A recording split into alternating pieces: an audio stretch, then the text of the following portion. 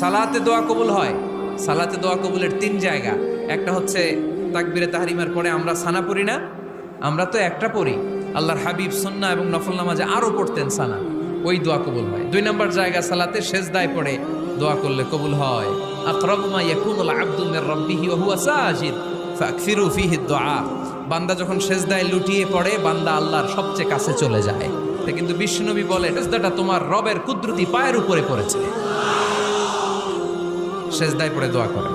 সালাম ফিরানোর আগে বিশ্বনবী দোয়া করতেন, লা ইউসাল্লিমান্না আহাদুকুম হাত্তা ইয়াতাআওয়াযা মিন আরবা'a।